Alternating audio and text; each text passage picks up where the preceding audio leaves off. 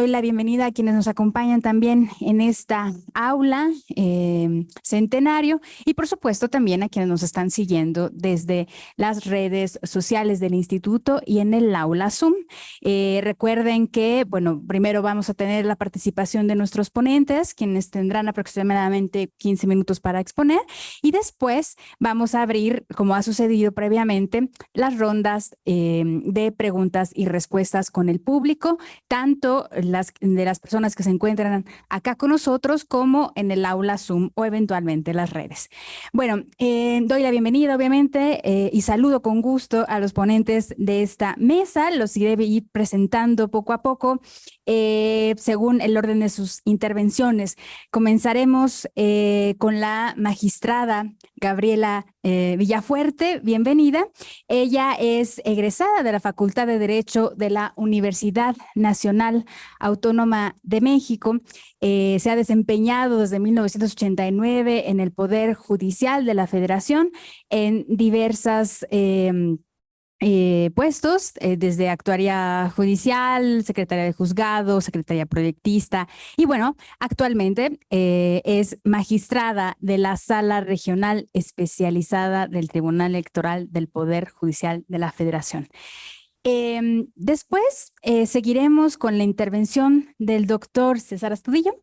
Él es doctor, como ustedes saben, en Derecho por la Universidad Complutense de Madrid. Es miembro del Sistema Nacional de Investigadores del CONACYT, nivel 2.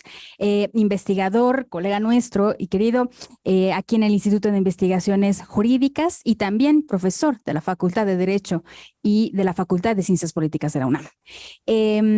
Es coordinador de la Academia de Derecho Electoral del Instituto Iberoamericano de Derecho Constitucional y director fundador de la Revista Mexicana de Derecho Electoral, también de acá en el instituto. Bienvenido.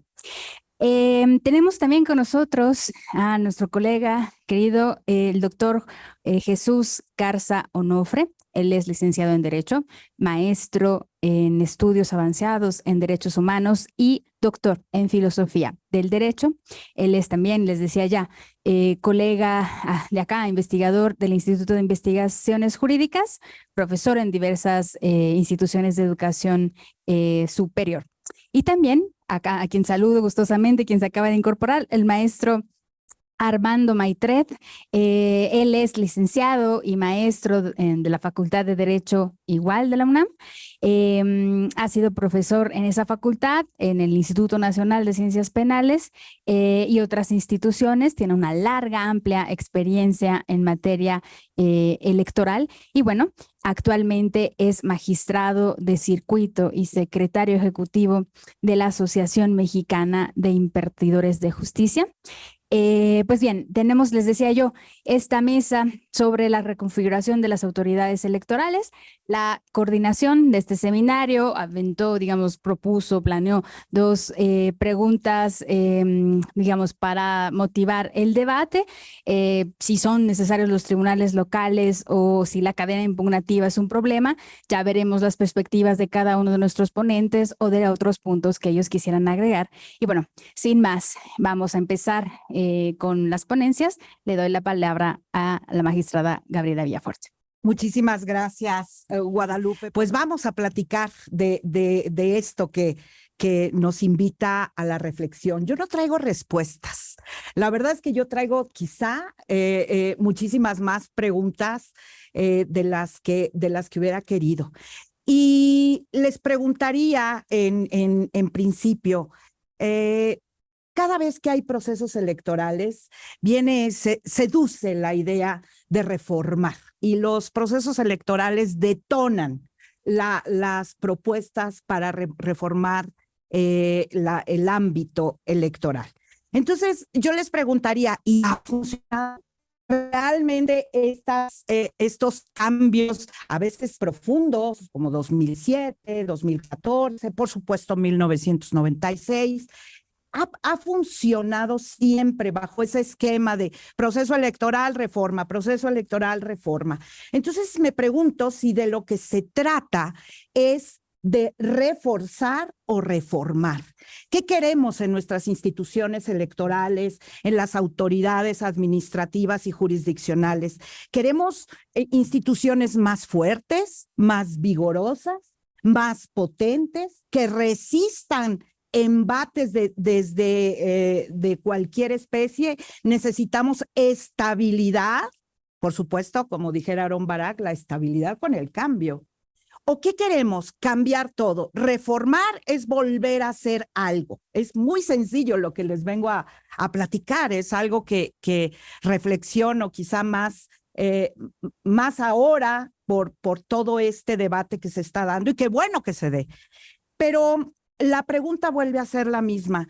La fortaleza, desde mi punto de vista, esa tendría que ser una guía. Fortalecer las instituciones. ¿Y cuál es el binomio que yo veo indispensable para fortalecer las instituciones? Autonomía e independencia. Y eso debería de ser la guía, el principio rector de centrar la posibilidad de una reforma. Vamos a hablar de las autoridades, de la reconfiguración que se propone de las autoridades jurisdiccionales, pero desde mi punto de vista, la autonomía e independencia atraviesa a todos los poderes, y de cada poder es en cada una de sus áreas de acción. Yo creo que si esto no percibe la ciudadanía, si la ciudadanía no percibe esta autonomía y esta independencia, si se desdibuja, como quizá está sucediendo, impacta directamente en el interés, en la participación, en la necesidad de involucrarse en los asuntos públicos de este país. Entonces, cuando vemos lo que significa autonomía, pues simplemente poder tomar decisiones bajo criterios, la autonomía presupuestaria, de gestión, de organización. Independencia, ¿qué es? Pues es básico, es que no haya, entender qué es lo ajeno, que no haya injerencia, intromisión. Esa es la independencia, y esto tiene que darse entre poderes. Si esto no se da, veamos qué sucede. La ciudadanía está en un estado de desconfianza, de desafección, de distanciamiento, de desprecio a las instituciones. Entonces, la guía que desde mi punto de vista tendría que regir, estamos hablando de reformas, pero tendría que regir el actuar de todas las personas del servicio público, es que se reviertan estas odiosas des. Y aquí hay un déficit democrático también. Entonces, pensemos, la guía para las propuestas de todas las reformas, incluida la que se pretende para este año, ¿tiene esa guía? Tiene la guía real, real, no de discurso. Vamos a hablar de lo que es la realidad, de acortar y de revertir estas odiosas des, o simplemente es el efecto propio posterior a los procesos electorales. Escuchaba hoy en la conferencia del doctor Woldenberg en la mañana que hay una característica en las anteriores reformas que habían sido producto de la oposición. Ahora es una reforma que se provoca, se insta desde el poder gubernamental. Por supuesto, también están los posicionamientos del PRI, dentro de lo que ha hecho como un posicionamiento, la propuesta del PAN y la propuesta del Partido del Trabajo. Pero vamos a la primera. Yo voy a hablar un poco de la eliminación de la propuesta de disolución, eliminación de los tribunales electorales locales. Aquí el PT tiene un matiz, señala que se incorporen al Poder Judicial de la Federación. Y vayamos al punto de partida, al binomio que les platicaba, si me lo permiten. Autonomía e independencia. Eso va a dar autonomía e independencia del Estado, de la entidad federativa de que se trate. Desde mi punto de vista, la respuesta es no. Y vamos a empezar con el artículo 40, quizá es muy simple, ¿no? Es voluntad del pueblo de México, ser una república, disculpen palabras más menos, república federal, laica, representativa, pero me voy a centrar, federal.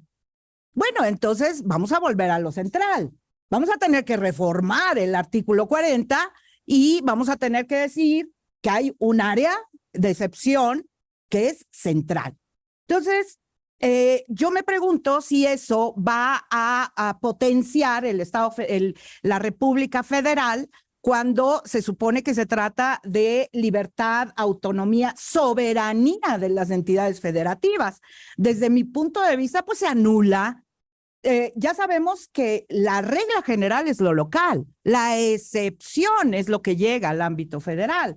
Pues esta regla y por supuesto este principio que rige a nuestro país, pues se desdibuja por completo. Pero también les pregunto otra cosa. ¿Y qué diferencia hay entre la justicia local electoral y la justicia local ordinaria? ¿Cuál sería la diferencia? ¿Y por qué va a seguir la justicia local ordinaria? Tendríamos que ser congruentes para que la justicia, si es que se lograra ese objetivo de centralizar, de hacer una masa, de eliminar las diferencias de las entidades federativas, las cosmovisiones, todo lo que nos diferencia, pero a la vez nos une como país. Entonces, yo les preguntaría eso, tendría que haber en consecuencia una reforma para los poderes judiciales de los estados en su integridad, porque si no tendríamos distinciones, desde mi punto de vista sin justificación, en la impartición de justicia y la impartición de justicia electoral. Pero, ok, ya sé, la crítica, ¿cuál es la crítica que se hace a la justicia electoral como a los órganos se hacía a los órganos administrativos que no tienen independencia, que no tienen autonomía, que dependen de los caprichos del Ejecutivo o de las fuerzas, de los equilibrios de los congresos locales? Bueno, pues entonces ahí tenemos un área de oportunidad para darle fortaleza al sistema. No se tiene por qué eliminar a los tribunales locales, porque además yo no veo que el eje rector sea poner al centro a la ciudadanía, porque es alejar la justicia de la gente. Y no solamente desde el punto de vista geográfico. Hemos visto lo que dificulta acercarse a los tribunales electorales federales. ¿Por qué? Porque se sienten lejanos. La justicia local, por su naturaleza, no solo geográfica, es cercana. Entonces, vuelvo al binomio con el que inicié. ¿Por qué no les damos autonomía? ¿Y cómo? Presupuesto, por ejemplo. No puede depender de que si le quieren dar o no presupuesto. No, el presupuesto tiene que estar establecido con un porcentaje y se entrega. Independencia. ¿Qué es lo que está pasando ahorita? A ver, desde el año pasado tenemos 20 magistraturas locales, también 5 regionales, por cierto, que están pendientes de designación por parte del Senado. Entonces, ¿qué tendríamos que hacer? Si hay una inacción por parte del Senado en el nombramiento, tendría que haber una consecuencia, porque si no estamos viendo una injerencia pasiva desde el Senado porque no nombra. Esa es una injerencia por resultado, por una actividad o por una actitud pasiva. ¿Qué tal? Se me ocurre, porque se está hablando de las consejerías, elección por hacer una insaculación. Ok, si el Senado no nombra, porque están desde el año pasado, ya van a cumplir un año, ya se sumaron 2 más. Imagínense que en Nayarit hay 2 lugares, 2 magistraturas locales. ¿Cómo están funcionando? Entonces mejor vamos a fortalecer y vamos a decir, bueno, si el Senado no nombra, entonces lo que va a suceder es que va a haber una insaculación, por ejemplo. Entonces tendríamos un Senado que tendría que tomar esa decisión. Tenemos, por ejemplo, hablando de la justicia federal, 5, ¿verdad, Armando, en esta ocasión? 5 magistraturas que están pendientes de designación también por parte del Senado desde marzo. Pero aquí yo voy a hablar de mi experiencia. No me gusta hablar, pero bueno, pues es una experiencia típica. 2 años, 10 meses fue la omisión del Senado en nombrar la magistratura que hoy ocupa, hoy finalmente en julio de 2020. Estuvo 2 años, 10 meses el Senado sin nombrar. Y teníamos una cuasi magistratura, y en mi caso, por ser decana, sí soy decana, bastante viejecita, ya que, pero 2 años, 10 meses de una presidencia. Eso no genera certidumbre, no le da estabilidad a los órganos. Tendría que haber una consecuencia. Si el Senado no nombra, pues entonces en el caso, por ejemplo, ya dije de las magistraturas locales, pues en el caso de las regionales, que se regrese a la Corte, que de ahí es la primera parte, y que la Corte designe, que la Corte decida, insaculación o bien designación. Entonces, yo creo que tenemos esa parte. Entonces, el no nombramiento afecta la autonomía, la independencia, la imparcialidad, porque hay un órgano que tiene que nombrar, que está generando ese desbalance y esa falta de certidumbre. Entonces, al margen de lo que desde mi punto de vista, de lo inconvencional que es la desaparición de los tribunales locales, tenemos el derecho humano al debido proceso, la instancia, la revisión de un órgano superior. Entonces, se prevé que ya todo pase a la justicia federal. Pero entonces, ¿qué vamos a tener? Salas regionales, como están ahora, con esa capacidad, van a poder afrontar las cargas de trabajo de ninguna manera. ¿Y eso en qué impactaría? En una impartición de justicia deficitaria. Pero repito, alejar la justicia local es no revertir las odiosas es al contrario.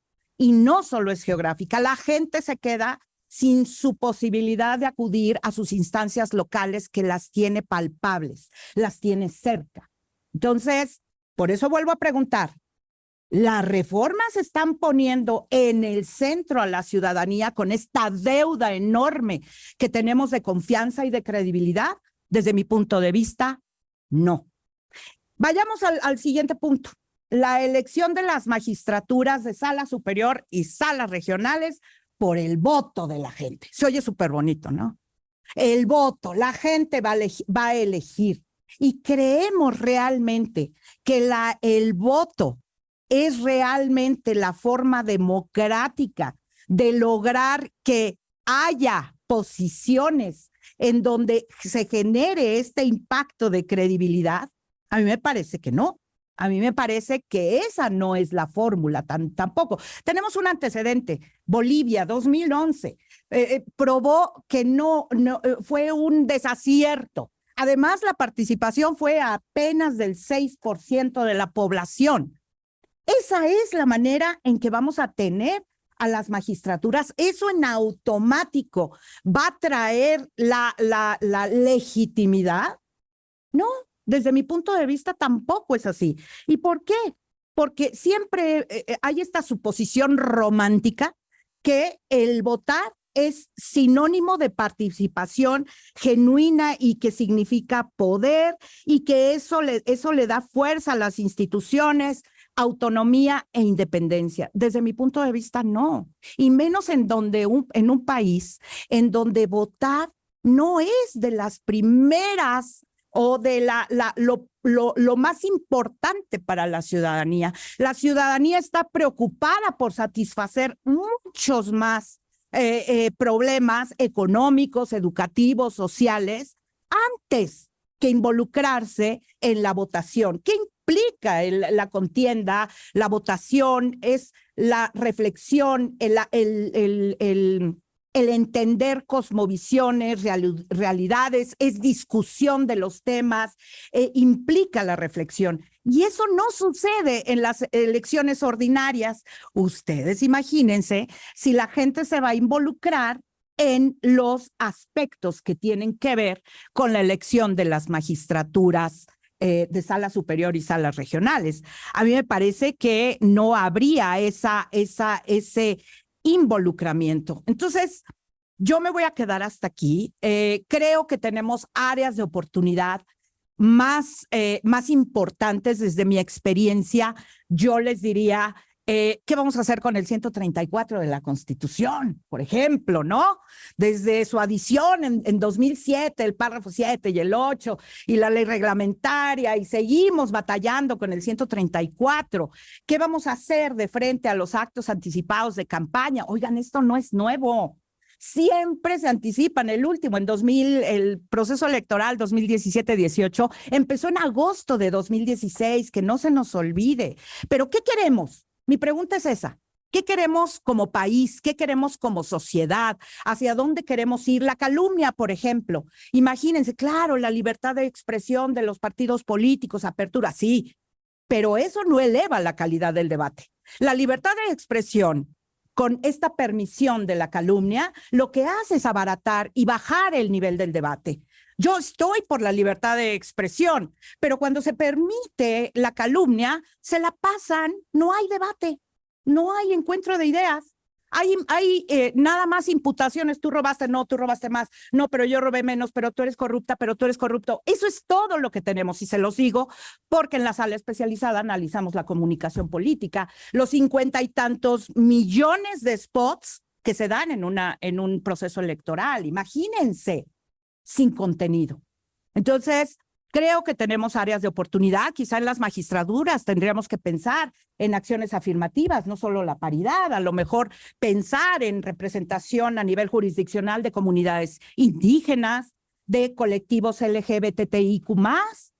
Entonces, pensemos en áreas de oportunidad si lo que queremos, yo lo que quisiera es ver instituciones cada vez más fuertes, cada vez más vigorosas y que resistan embates. A mí me gustaría eso.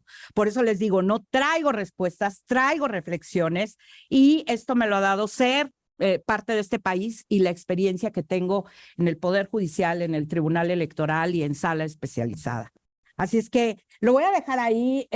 Muchísimas gracias. Me quedaría nada más quizá con una frase de Mario Benedetti. Cuando creíamos que teníamos todas las respuestas, de pronto cambiaron todas las preguntas. Muchas gracias. Muchas gracias. Gracias. Gracias. Gracias. Muchísimas gracias a ti, Gabriela. Digo, esto que dices es súper importante, y de todo, sobre todo, es preocupante lo que señalas, ¿no? De la omisión de las designaciones en las magistraturas locales y regionales, y esta reflexión sobre una injerencia por una actitud pasiva, en este caso una misión del Senado. Ojo ahí, tenemos que estar atentos con lo que pase. Adelante. Ahora vamos a escuchar a César Astudillo. Sí. Gracias. Ahí estoy, ¿verdad? Gracias, doctora Salmorán.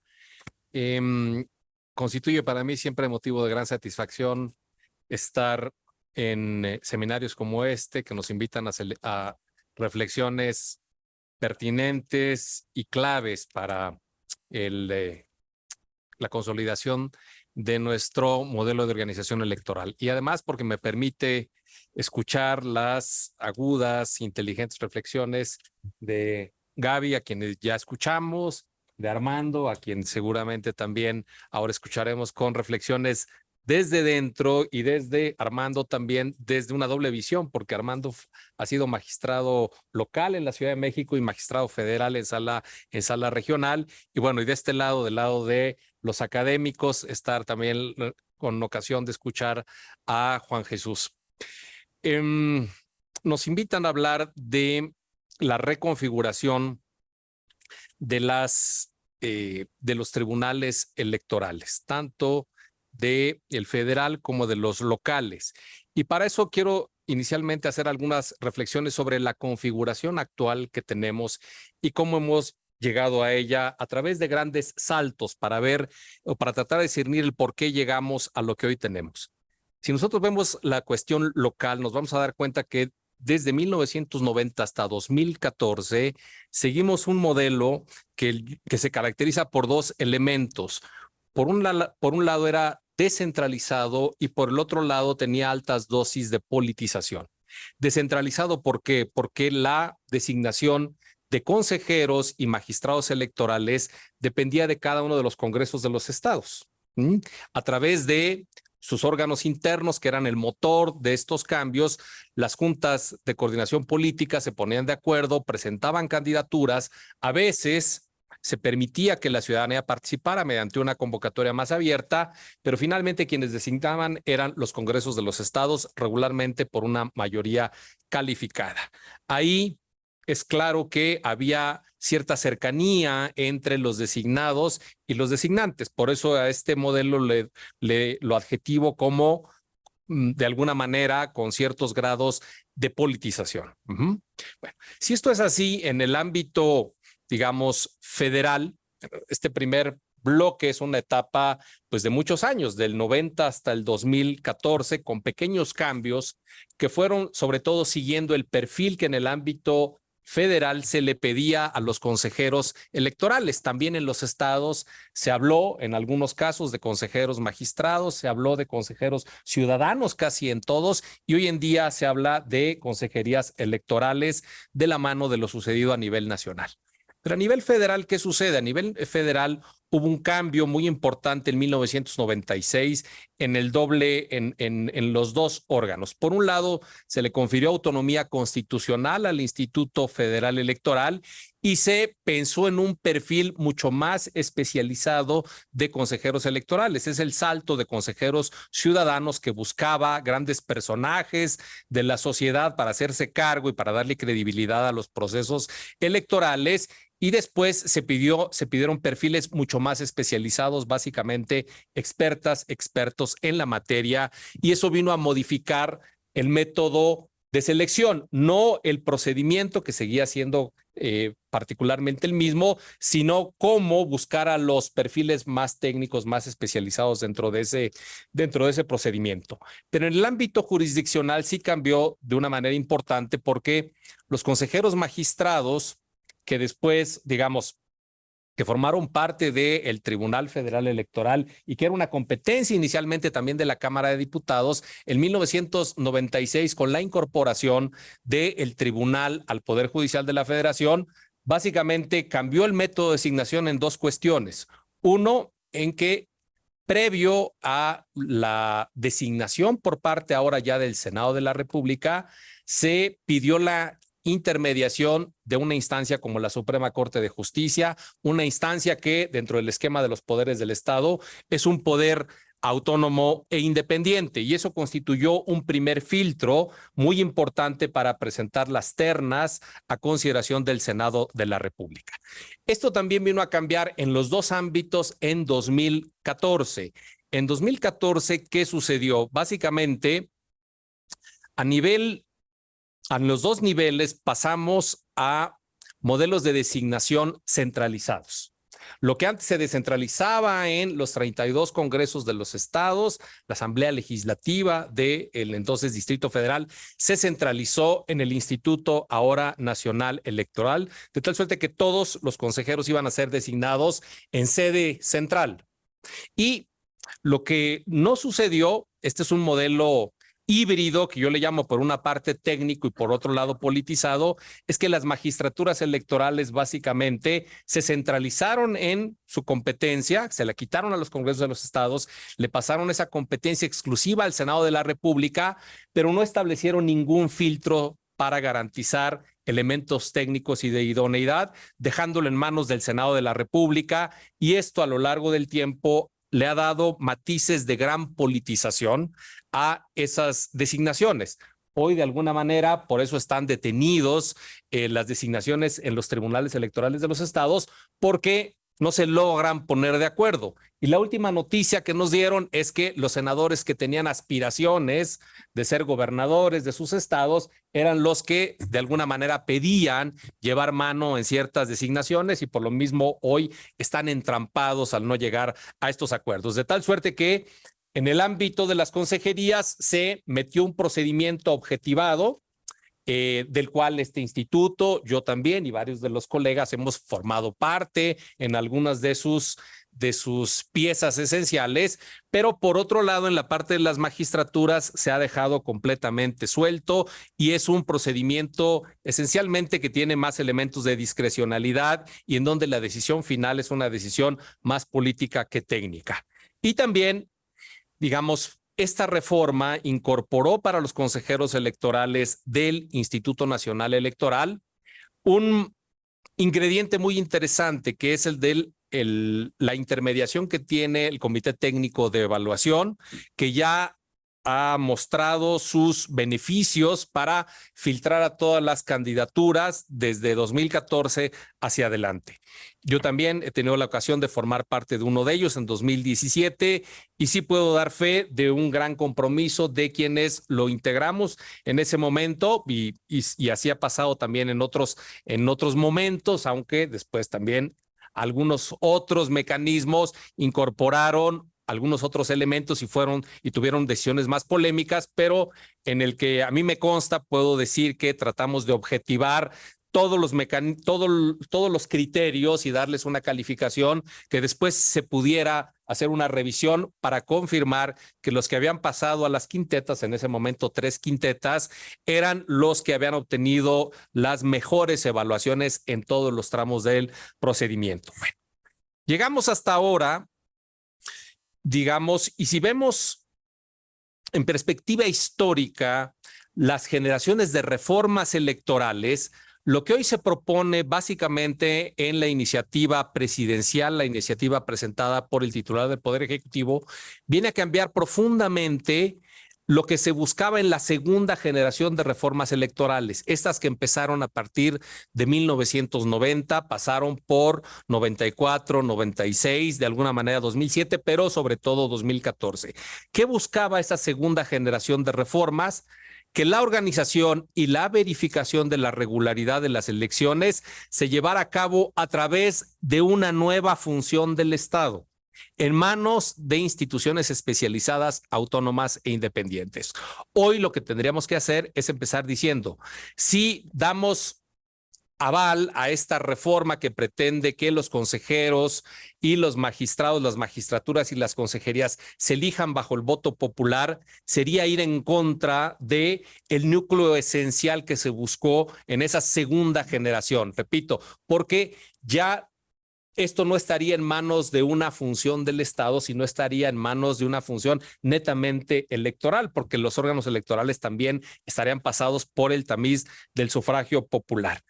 Así, de una designación que transcurre hasta ahora, tal y como está en el diseño constitucional, por un modelo que yo he llamado indirecto y compuesto, en el que participan 2 instancias colegiadas y de rigor técnico, un comité técnico por lo que hace a las consejerías y la Suprema Corte por lo que hace a las magistraturas federales, en donde la decisión queda a merced de cada una de las cámaras del Congreso de la Unión, previa verificación de los requisitos formales y sobre todo de las cualidades técnicas y de especialización de los aspirantes. Esta propuesta sugiere pasar o transitar a un modelo de designación directa y popular que no tiene mayores referentes en el derecho comparado. Y en este sentido, estas reflexiones me voy a centrar en el único país que ha optado, ya lo refería aquí Gaby, por este modelo de designación directo y popular es Bolivia. Bolivia, en su constitución de 2009, dispuso que los jueces del Tribunal Constitucional, los magistrados del Tribunal Supremo de Justicia y los integrantes del Consejo de la Magistratura, lo que sería en nuestro país el Consejo de la Judicatura, se eligieran bajo este método, con resultados profundamente negativos sobre los que conviene alertar, y eso es un poco en lo que voy a hacer énfasis. La primera designación bajo este modelo ocurrió en 2011 y lo que se advirtió con total nitidez fue la reproducción absoluta de todos los vicios que se presentan en una elección de representantes políticos, ya que a pesar de que la realización de campañas se encontraba prohibida, y este es un dato distinto a lo que hoy propone esta propuesta a nivel nacional, en donde sí hay posibilidad de actos de campaña, imagínense, ya que a pesar de que allá estaban prohibidos, en los hechos se produjo algo similar. pues se realizaron actos de promoción, actos de confrontación entre las propuestas de quienes se postularon, y fue notorio que los aspirantes o los candidatos tomaron compromisos, 1, con el gobierno, 2, con los principales grupos políticos del país, 3, con los grupos económicos, 4, con los grupos sindicales, 5, con los grupos religiosos y 6, de forma general, con los grupos de presión que tenían la fuerza suficiente para movilizar al electorado a favor de ciertas opciones políticas. En consecuencia, la percepción de que los que resultaron elegidos con estas reglas iban a tener mayores compromisos con las organizaciones políticas y sociales que los auspiciaron y de alguna manera a reproducir los esquemas de cooptación de las instituciones y su consecuente alejamiento de las exigencias del pueblo, entre comillas, terminó por reflejarse en la escasa legitimación democrática con las que resultaron electos, ya que quienes accedieron a los cargos en dichas magistraturas, acuérdense, son las 3, Tribunal Constitucional, Tribunal Supremo y Consejo de la Magistratura, lo hicieron con el que obtuvo el mayor número de votos, obtuvo el 5.26% y obtuvo el encargo.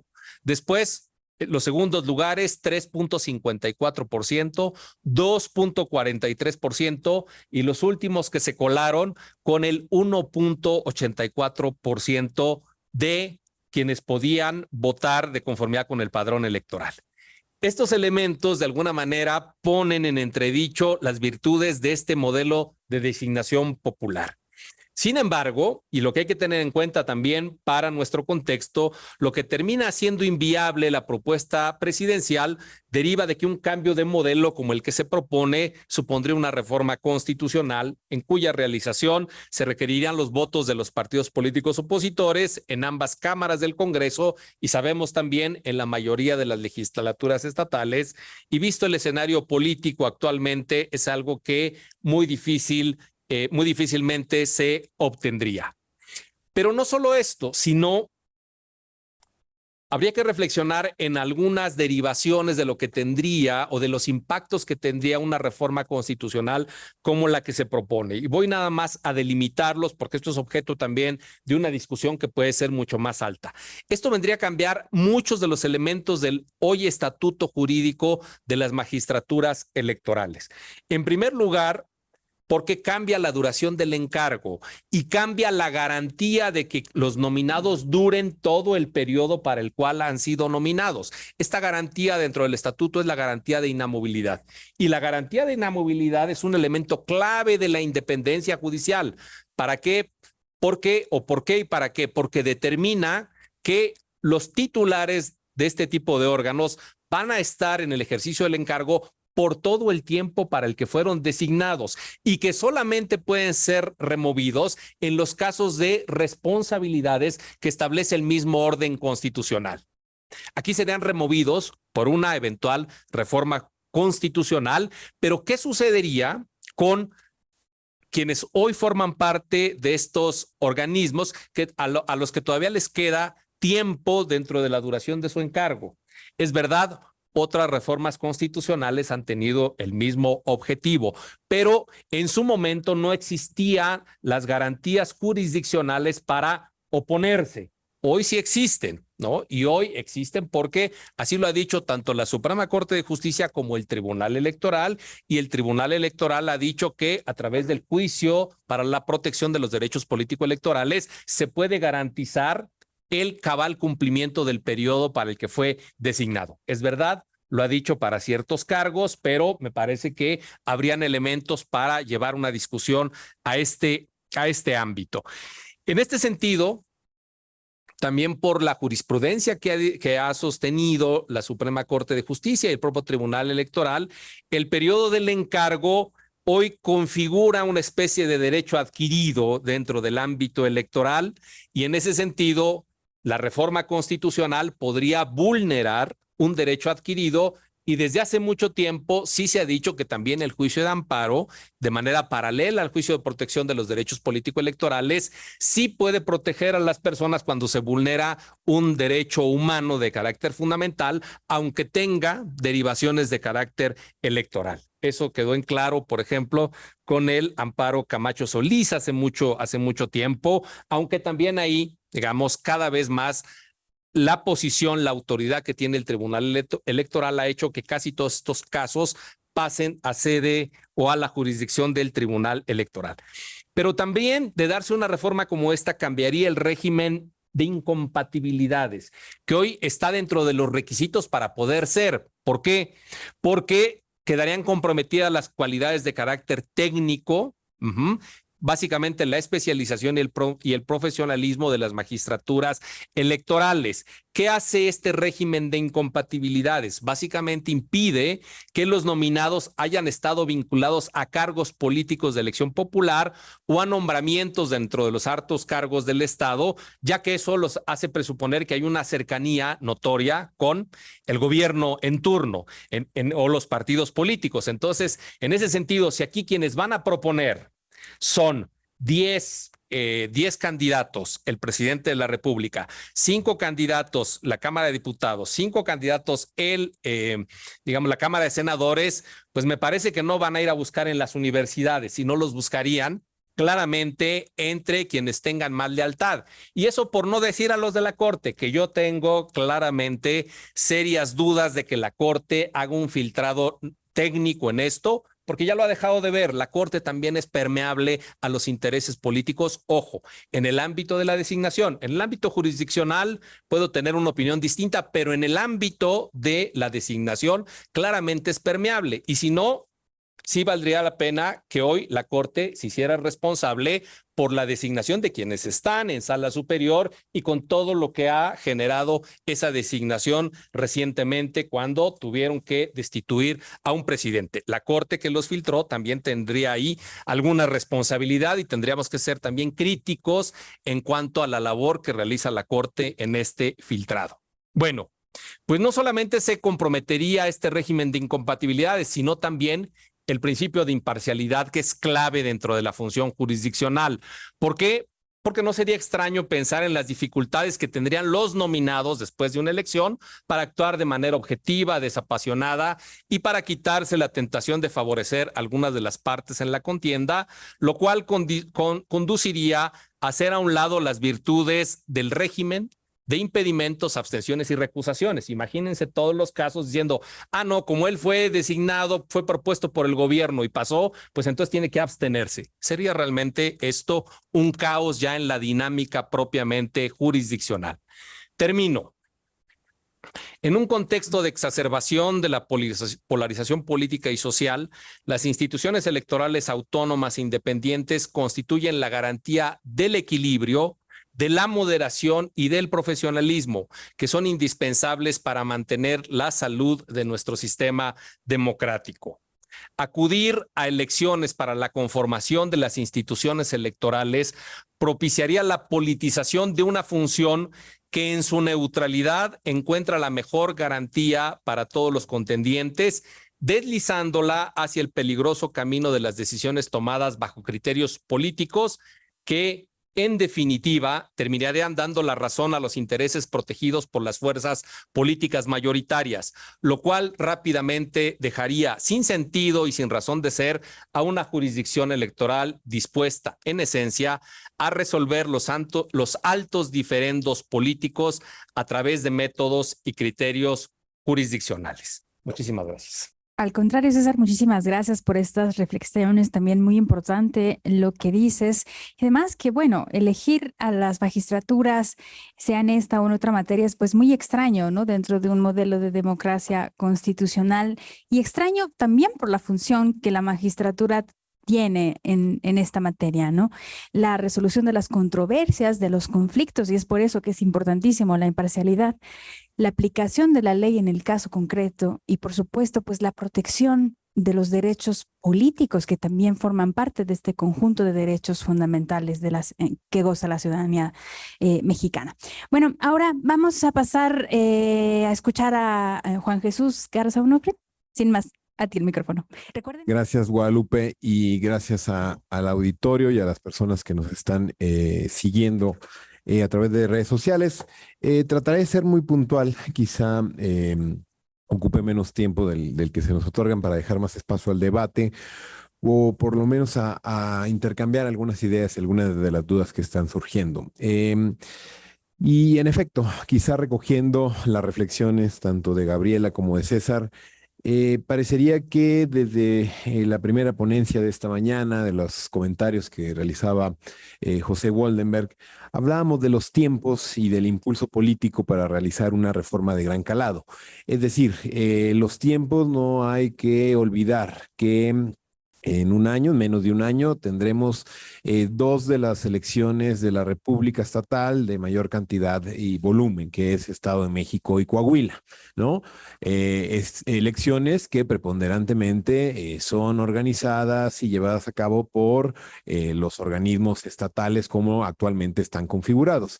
Y el otro, el impulso político en torno a si viene propiamente de exigencias de la oposición o del poder en turno. Dicho esto, en efecto, al momento de leer la propuesta de reforma política propuesta por el Ejecutivo y que cuenta ya con el respaldo de la mayoría de las legisladoras y legisladores que están en la representación, hay algunas cuestiones que en definitiva resultan simple y sencillamente irrealizables, otras preocupantes y la que en esta mesa nos atañe, que es aquella relativa a la reconfiguración de las autoridades jurisdiccionales. En lo personal, me resulta bastante preocupante porque también el Partido Revolucionario Institucional, el PRI, tiene coincidencias con la desaparición de los tribunales locales, con otro fraseo que es llamar a un sistema electoral integral, sea lo que eso signifique, ¿no? En ese sentido, creo que lo primero que valdría llamar la atención es en efecto que el argumento del borrón y de cuenta nueva resulta muy atractivo y creo que eso vale la pena explicarlo con detenimiento, ¿no? Desde el año pasado, de hecho, tres de las personas que aquí me acompañan, Guadalupe, César, Armando, llamaron la atención en torno a una obra que tuve el honor de coordinar con Javier Martín, que titulamos Ni Tribunal ni Electoral, en el que se encuentra disponible para todas las personas que tienen acceso gratuito en la Biblioteca Jurídica Virtual, pero lo que llamamos la atención, haciendo quizá una recapitulación más en el corto plazo, que César lo dijo de manera bastante clara en retrospectiva desde el siglo pasado, el la legitimidad política y la confianza que tenía nuestro sistema de jurisdiccional electoral en el país era bastante cuesta arriba. ¿Sí? Hubo sentencias bastante polémicas, en ese libro recogemos algunas de las más polémicas, no todas, dejamos de lado algunas también por criterios personales de algunos de los autores y participantes que invitamos, pero lo cierto es que la justicia electoral muchas veces no estaba resolviendo conforme a derecho. Y eso se catapultó cuando hubo la renuncia o por lo menos el desconocimiento del presidente del Tribunal Electoral en aquel entonces, José Luis Vargas. Eso fue la mayor crisis institucional en la historia de esta institución y en efecto, recordamos todos la mañanera del presidente López Obrador al día siguiente, donde dijo que se vayan todos. Y esa es la respuesta sencilla y esta es la respuesta sin ploma, es el borrón y cuenta nueva, el machete antes que el bisturí. En efecto, el Tribunal Electoral parecería que estamos buscando argumentos para tratar de defenderlo, pero resultaba imposible. Sin embargo, algo pasó en los últimos meses y esto lo hemos venido viendo conforme pasa el tiempo. Parecería que la reconfiguración al interior de la Sala Superior del Tribunal Electoral fue generando un ambiente por lo menos con mayor disposición al diálogo y en mayor o menor medida hacia la toma de decisiones que pudieran alejarse un poco de sospechas políticas y más que tengan un arraigo constitucional, ¿no? En ese sentido, claramente lo sencillo es, bueno, vamos a eliminarlo y no solamente eliminarlo por una cuestión de que está fallando a la ciudadanía, que no encuentra una coincidencia política, sino también por todo este discurso de la austeridad que resulta también bastante atractivo en un cierto sector de la población. Dicho esto, la defensa propiamente de los tribunales locales yo creo que tiene tres aristas importantes. La primera es en torno a la cuestión del federalismo. El federalismo en México parecería que siempre ha sido a contracorriente de manera errática. El federalismo no termina de estar siguiendo un proyecto político, sino más bien resulta de parches, de contradicciones que a lo largo de los años parecería que esto simple y sencillamente no se logra entender. En efecto, que ahora el Senado sea el responsable de la designación de muchas de las magistraturas locales electorales, llama la atención en el sentido de que pensaríamos que estos procesos tienen mayor capacidad para solventar la autonomía y la independencia de los involucrados. En esto creo que la crítica, por lo menos de alguna trinchera, es eso, es la falta de creatividad y es la falta de estructuración de un sistema que cada vez tenga más filtros para dotar de independencia, autonomía y capacidad a las personas que lo van a integrar. El federalismo como tal resulta una de las cuestiones más problemáticas en el entendimiento de la justicia electoral en este país. Si no terminamos de comprender y de madurar cuáles son los avances y cómo han sido desde 2014, poniendo como fecha de partida una posible evaluación de los tribunales locales, en definitiva, al día de hoy sigue resultando problemático, ¿no? En ese sentido, algo de lo que también ha salido en esta mesa es en torno a la propuesta de la votación popular, ¿no? Que aquí creo que en definitiva el profesor Jaime Cárdenas ha sido una de las personas que más ha teorizado al respecto, que ha defendido alguna de las posturas y que yo desde un primer momento no creo que tendremos que descalificar por el solo hecho de descalificar. Habrá argumentos, sí, en efecto, creer que el voto a eso se reduce la democracia es bastante una visión minimalista propiamente de la democracia, que al final de cuentas, como bien dijo César, el caso boliviano me parece ejemplificador en el sentido que no se han visto al día de hoy los beneficios de una elección popular de poder judicial, ¿no? Pero en ese sentido, quizá, y creo que aquí retomo esto porque es una propuesta que se va a discutir y que va a tenerse tal, quizá en este sentido, los principales argumentos para hablar de una votación popular es que la estructuración como está la nueva elección de las personas que conformen la jurisdicción electoral, pues en definitiva no es algo propiamente que nos pueda gozar de mayores capacidades para tener a las personas que tengan un mejor perfil. En efecto, radio y televisión, campaña, 10 de los cada poder va a elegir tal. Y en ese sentido, quizá aquí lo que de nueva cuenta, insisto, hace falta echamos en falta una capacidad de imaginación o de estructurar distintos mecanismos para la selección de estos perfiles, ¿no? Si tenemos 7 perfiles, si tenemos 5, si tenemos 11, quizá para dar una mayor pluralidad y simplemente para poner un argumento sobre la mesa, quizá de los 11, 2 que sean por votación popular, otros examen técnico. Pensemos en nuevas maneras de decirlo, porque a mí me resulta bastante simpático cuando leo la propuesta de reforma del Ejecutivo, apelan a cuotas partidistas y a mecanismos cooptados propiamente por el poder político. En efecto, también hay que hacernos cargo de dónde llegamos y cómo llegamos aquí. No podemos tampoco cerrar los ojos y de la noche a la mañana decir que el sistema electoral funciona y funciona de manera correcta. No, hay muchísimas áreas de oportunidad, hay muchísima potencialidad. La gran respuesta para este tipo de cuestiones creo que está en las designaciones, no un modelo en el que en efecto, desde la última integración de sala superior con sus particularidades, pues fue un proceso bastante complicado que después, no hay que olvidar, la ampliación de mandato de la mayoría de los actuales integrantes, pues fue un vicio de origen. Quizá ahí, ojo, con varias instancias, Suprema Corte, órganos de representación, al final del día, muchos de los actores que tratamos de poner filtros para esas cuestiones, al final se lograron y al día de hoy rompió el escalonamiento que teníamos. En ese sentido, para los tribunales locales la desaparición, pues en efecto, parecería que si tenemos el tema del federalismo y sumamos el tema de una elección por votación popular de los órganos superiores, pues en definitiva parecería que los tribunales locales no terminan de encontrar su lugar. Y por último, creo que un factor y que no lo he visto en la mesa y que cuando hablamos enteramente de la reconfiguración de las autoridades jurisdiccionales, pensamos de manera unidireccional y monolítica, que es obviamente en la institución y en quienes conforman esta institución. Pero creo que el gran pendiente de nuestra justicia local en materia electoral y de estos tribunales locales está propiamente en los accionantes, ¿no?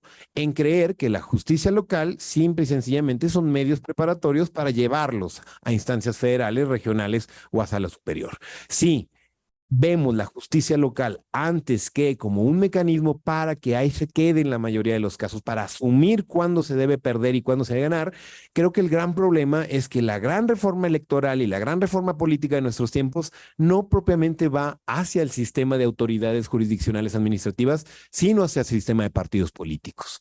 ¿Quiénes son los abogados y las abogadas de los partidos políticos y quiénes generan esos insumos para poder litigar? Independientemente se gane o se pierde una elección, parecería que lo que se trata es de litigar y atacar todas las instancias locales. Y quizá en ese sentido, la conflictividad que hay en el sistema electoral, mientras no se tenga las vías, la ley de medios, poder saber e ir acotando la posibilidad para llevar a cabo estas instancias, quizás será mucho más difícil poner de acuerdo a los partidos políticos que simple y sencillamente seguir teniendo un sistema que va cercenando desde este tipo de cuestiones, ¿no? En ese sentido, y para ir ceñiéndome los tiempos que se me asignaron, creo que una de las grandes alternativas, ya lo dijo Gabriela, está en el tema de presupuesto.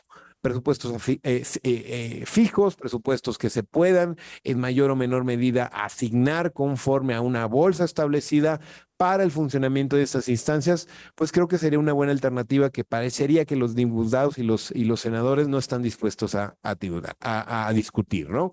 Y el tema de las designaciones, no hay que buscarle otro pie al gato, no hay que ser creativos, creo que hay que embonar distintos modelos para que en definitiva lo que estamos teniendo ahorita con las omisiones en las regionales y en las magistraturas locales, pues en definitiva son alicientes para que el poder en turno y junto con los poderes en oposición no les convenga elegir a este tipo de personas porque las elecciones del 2024 van a cambiar por completo la configuración. En ese sentido, muchas veces hemos discutido sobre las preocupaciones en torno a los modelos de elección que pueden ser viciados o que pueden estar detenidos en alguna de estas instancias. Lo cierto es que en el peor de los escenarios debemos de entender que las autoridades jurisdiccionales, tanto administrativas como jurisdiccionales, en un determinado momento nos pueden llevar a un escenario de crisis de cara al 2024, ante tener órganos que no estén designados, ante tener órganos que tengan simplemente 3, 2 e incluso con algunas cuestiones de vicios sustantivos, pues en definitiva, antes de estar hablando propiamente de una reforma electoral sustantiva que tenga distintas aristas en la representación, lo que tendríamos que cada vez estar más preocupados es de entender que mientras el sistema de partidos no entienda que tiene que verse al ombligo y tiene que apretarse el cinturón y dejar de lado temas como las primarias, como las paridades ahí al interior de los mismos, como tema de presupuesto, como tema propiamente de entender que las designaciones de órganos electorales tienen cada vez que tener más candado para no tener vicios políticos, pues en definitiva lo que podamos discutir aquí con lo que inició Gabriela, pues parecería que va a ser algo de prueba y error. Cada 3 años, cada 6 años convocaremos estos seminarios, pero mientras no los partidos políticos tengan algo que asumir de autocrítica y del escenario y de la tormenta perfecta que han creado, yo creo que el panorama resulta bastante desalentador. Algunas ideas, Guadalupe, para dejar sobre la mesa y con el gusto de rebotarlas en los próximos minutos. Muchas gracias. Muchísimas gracias a ti, Tito, por estas reflexiones y ya saben, sobre la mesa siempre la cosa de, a ver, el problema con las magistraturas en esta materia tiene realmente que ver con el proceso de designaciones o más bien con la toma de decisiones coherentes, incoherentes de los jueces, ¿no? Y por otro lado también por a veces hasta instrumentalización política que los actores legitimados tienen y que usan para, digamos, defender sus propios intereses estas instancias jurisdiccionales. Bueno, ahora, qué mal que no me tocó hablar en esta mesa, me espero mañana. Ahora le doy la palabra a Armando Maitret para que también nos digan sus reflexiones. Muchas gracias. Muy buenas tardes a todas, a todos. Gracias, María, por la invitación. Gracias, Flavia, para poder reflexionar algunos temas que no en esta ocasión, a propósito de la reforma, me preocupan. Creo que, como bien decía Tito, hemos hecho muchos seminarios sobre las diversas preocupaciones que van surgiendo a propósito de las reformas electorales que prácticamente cada 6 años se están viniendo se están viniendo o se están llevando a cabo. Gracias por la oportunidad de compartir esta mesa con personas que estimo y admiro. Gracias. Bien, yo empezaría un poco con esto último que decía Tito y planteando la pregunta de ¿es necesaria una reforma electoral? Quizá todos coincidiríamos en que siempre hay modelos establecidos que es importante darles retoque, mejorarlos, fortalecernos, a propósito de la prueba y error, ir mejorando procesos, etcétera. Pero en este momento yo coincidiría con lo que se ha dicho en la mesa. Creo que todos podríamos coincidir que no es necesaria la reforma y menos con la motivación con la que el gobierno plantea la reforma. Si ustedes revisan los objetivos, hay una intencionalidad revanchista sobre el proceso de reforma. Y así no se puede plantear una reforma electoral de gran calado, ¿no? Hay que calmarse, hay que revisar objetivamente dónde están los problemas que aquejan a nuestro sistema democrático y plantear con toda objetividad los puntos que nos lleven a fortalecerlo. Desde luego, en ese sentido, al menos yo posicionaría que no es necesaria la reforma en los términos que se plantea. Y Tito decía algo muy cierto. En la reforma no se analiza o no se ve ninguna autocrítica por parte de los jugadores. Pareciera otra vez que estamos poniendo sobre la mesa una reforma a las estructuras de las autoridades y que con eso vamos a solucionar los problemas de nuestra democracia. Es como pensar que los jugadores en cualquier actividad deportiva que recurren a la trampa o a las ilegalidades reglamentarias para poder obtener un triunfo, cambiando al árbitro, con eso van a obtener los triunfos. Claro, esto puede ser así. Si pones un árbitro corrupto, un árbitro comprometido con quien te designa, pero creo que no aspiramos a un modelo así. Sería totalmente regresiva una posición donde decidiéramos poner árbitros que estuvieran ya no digamos, cuestionados en algunas de sus decisiones, sino desde la instalación del órgano, totalmente sometidos a los grupos que César bien identificaba. Y creo que va a pasar exactamente lo mismo si aceptamos un modelo de elección popular, porque de verdad vamos a creer ingenuamente que va a haber una competencia igualitaria entre la lista de personas que postule el Ejecutivo Federal y el Legislativo con las del Judicial. Pues por supuesto que no. Al contrario, se van a incorporar a este tipo de personalidades pues las peores prácticas en materia electoral. Yo creo que esto va a suceder y no va a haber árbitro que esté auditando ese proceso electoral que pueda conminarlos al orden. Ahora bien, me gustaría revisar con ustedes algunos de los planteamientos de los diversos grupos o de los diversos partidos políticos que se están poniendo sobre la mesa y sobre los cuales, coincido, puede estar parte de la negociación. Definitivamente, yo creo que el tema de la elección por voto universal, libre, secreto y directo es algo que no se puede simplificar, bien lo dice Tito, pero también creo que como está planteado y dado que en el Congreso generalmente no se le quiere cambiar una coma, creo que esto, afortunadamente para todos, es una propuesta que probablemente no se va a transitar sobre ella. Pero incluso así planteado, hay muchos vacíos, ¿no? Parece que se hace mucho énfasis en la elección del Consejo General, del Instituto Nacional de Elecciones y Consultas y en la Sala Superior. Y el resto de las instituciones de justicia electoral no se dice gran cosa. Al menos se dice, bueno, hay que desaparecer a los tribunales y el PT dice hay que sustituirlos o incorporarlos al Poder Judicial. Yo aquí creo lo siguiente, incluso en la motivación de la propuesta gubernamental consideran irrelevantes a los tribunales electorales locales. Si no mal recuerdo, es la tercera ocasión que se pone sobre la mesa la desaparición de los tribunales electorales locales. La primera debe haber sido en 2009, 2010, luego en 2014 y en esta ocasión.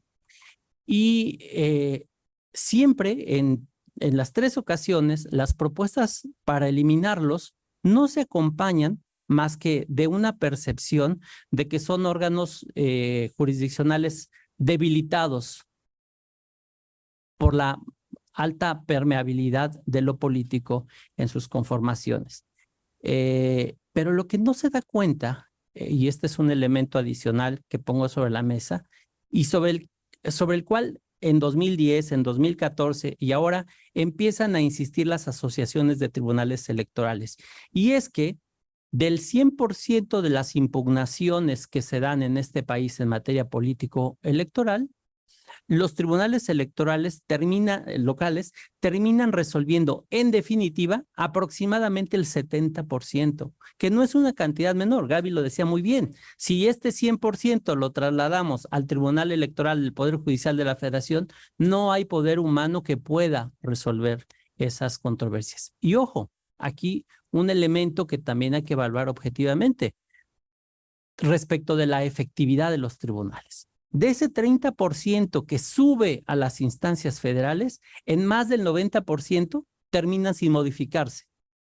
Si nosotros pensamos entonces, ya en suma, que más del 95% de las resoluciones de las instancias jurisdiccionales locales terminan sin modificación, hay que plantear, digamos, hay que responder objetivamente si son irrelevantes o no.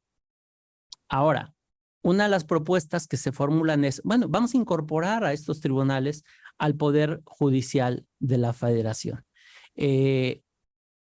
A mí me parece interesante que nos sentemos a reflexionar sobre este punto, más allá del tema de romper ya el modelo federal, totalmente.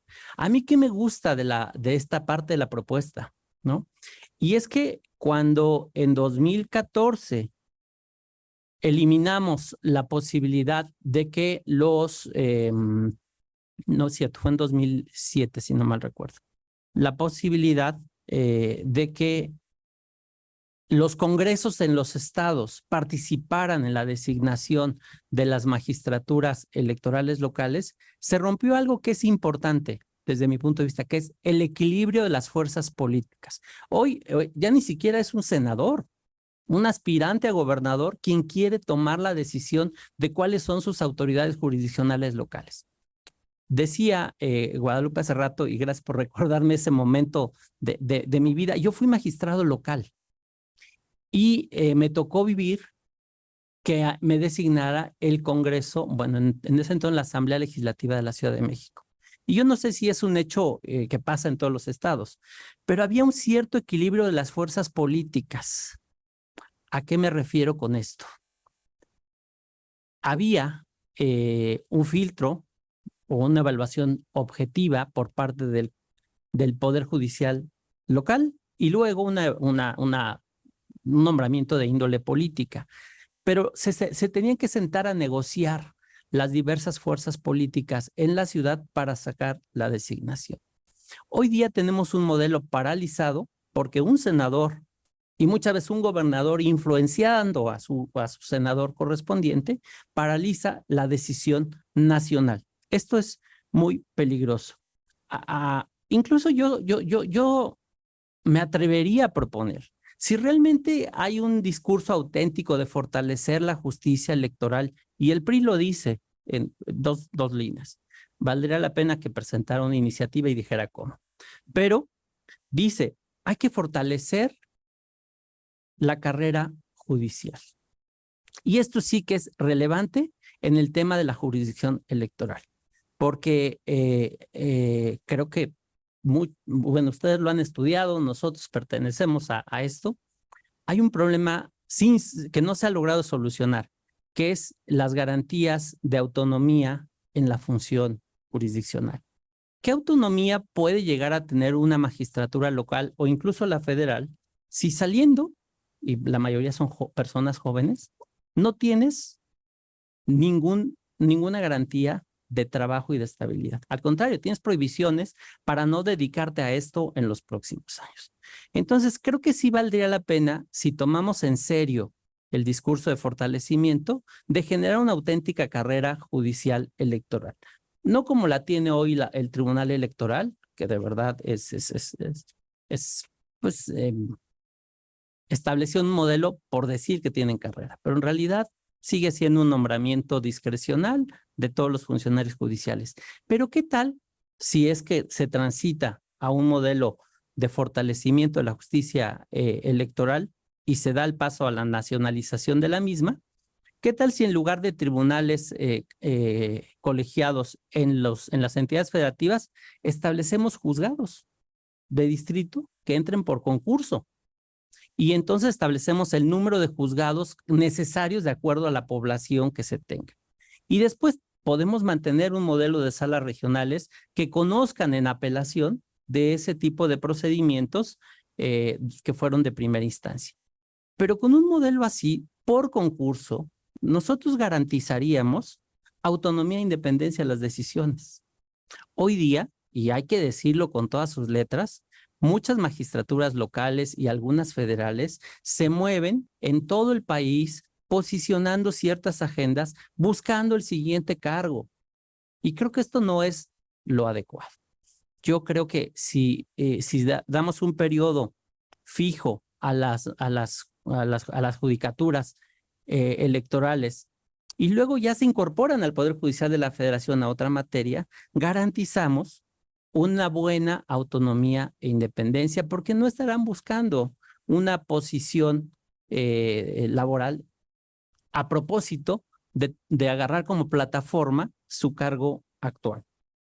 Y esto me parece que es relevante, porque la otra, desde mi punto de vista, es aceptar que nos equivocamos y que nunca debimos haber pasado al ámbito del Senado de la República el nombramiento de las magistraturas y revertirlo y regresar un problema que es local a lo local. Hoy tenemos un problema local, federalizado o nacionalizado, y esto desde luego exacerba los problemas para las instancias de nuestra democracia que más hay que cuidar, que son el INE y el Tribunal Electoral del Poder Judicial de la Federación. Ahora, también hay otro punto, y redondeando ya un poco el tema de lo que tenemos y hacia dónde vamos. El PRI dice en sus ideas que también hay que hacer un modelo de integridad jurisdiccional electoral. Yo en esa parte, sin saber en qué están pensando, creo que también es importante, y esto ya lo sostuve en algún otro foro, está publicado en la Revista Mexicana de Derecho Electoral en 2017, sí es necesario simplificar la justicia electoral.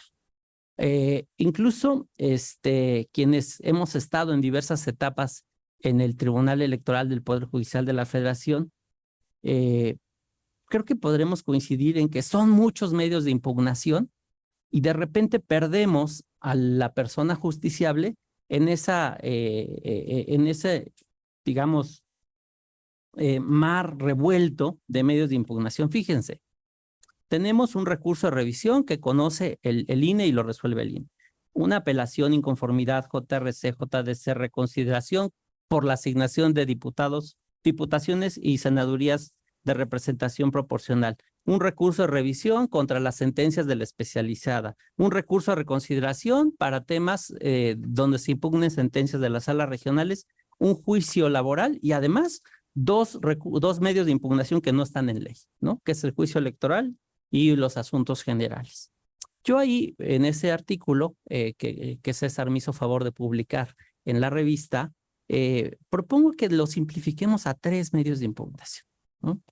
A un juicio electoral, a una apelación y a un recurso de revisión constitucional, donde reivindiquemos la naturaleza constitucional de la sala superior y dejemos de lado tantas controversias que llegan ya y que solo políticamente le reditúan desgaste. Eliminar el recurso revisión, el recurso administrativo, y hoy ya no hay ninguna justificación para que el tribunal conozca de los juicios laborales. Ya hay una jurisdicción especializada en materia laboral en el Poder Judicial de la Federación que te garantiza autonomía e independencia. Ahora bien, y con esto terminaría para poner sobre la mesa temas de debate. Creo que también es importante, y esto se toca someramente en alguna de las propuestas de reforma constitucional, hay que reformular o replantear al Tribunal Electoral del Poder Judicial de la Federación en materia administrativa. Yo creo que hay que bajarle responsabilidades a la magistratura electoral. Hoy día les distraen atender esas responsabilidades de ir poniendo agendas de género, de transparencia, todas las que ustedes quieran, les distraen de la función electoral. Y tenemos una comisión de administración que en la Constitución dice que es el órgano administrativo y de gobierno del tribunal, que se ha echado para atrás respecto de esto. Entonces, una reforma en materia administrativa sobre cómo se va a gobernar el tribunal a lo interior, me parece que va a ayudar a solventar una serie de problemas que se han detonado en los últimos tiempos y que a todos nos preocupa, ¿no? Esta falta de gobernabilidad que vimos en algún momento en el Tribunal Electoral. Creo que si tenemos muy bien definidos los límites que debe tener una magistratura electoral en materia administrativa, ayudaría, contribuiría mucho. Lo que pasa es que hoy hay muchas cosas sueltas y que las han asumido a través de la autogeneración de atribuciones. Yo estoy porque se deba bajar la responsabilidad administrativa de la magistratura electoral, concentrar inclusive en la presidencia mayores funciones jurisdiccionales como admitir o desechar un medio de impugnación. Hoy eso se ve en colegiado y se debate si es un desechamiento o no es un desechamiento. Y busquen la estadística. Muchas veces mover un expediente de aquí para acá ya genera una baja administrativa y entonces se infla el número de expedientes que aparentemente se han resuelto. Pero es un asunto que va de la sala superior a la regional, de la regional al local y luego de cambio de vía, ¿no? De JRC a JDC o juicio electoral. Todo esto, creo que una presidencia que resuelva ese tipo de cosas y estableciendo, por supuesto, mecanismos de control sobre las decisiones de las presidencias, le bajaría responsabilidades administrativas y fortalecería las funciones jurisdiccionales y desde mi punto de vista haría mucho más inmediata y pronta la impartición de justicia electoral. Hasta acá lo dejo en este momento y reiterando mi agradecimiento y disposición para contestar preguntas o confundir más con las respuestas. Muchísimas gracias, Armando, también por tu exposición y por los puntos que has puesto sobre la mesa, ¿no? El fortalecimiento de la carrera judicial, la simplificación de la materia y esto que dices sobre despresurar administrativamente, al menos por lo que hace a la presidencia del Tribunal Electoral del Poder Judicial de la Federación. Ahora vamos a pasar, como se los había prometido, a la sección de preguntas y respuestas. Tenemos aproximadamente entre 15 máximo 20 minutos para sus intervenciones. Primero voy a referir las preguntas que nos han llegado desde Zoom. Las voy a leer y damos paso a las intervenciones de Arturo, a la compañera Ivonne, al compañero Aldrin, dije bien, Aldrin. Bueno, ahorita nos dices bien, porque no escucho desde acá y con el cubrebocas, se los juro que es un poquito más difícil leer los labios. Bueno, a ver, empezamos con la primera pregunta de Virgilio Rincón a César. Nos dice, bueno, dejando de lado el actual proceso de la designación de los magistrados, ¿qué reflexión le merece la instauración de un proceso de recall como medio de apertura a las designaciones?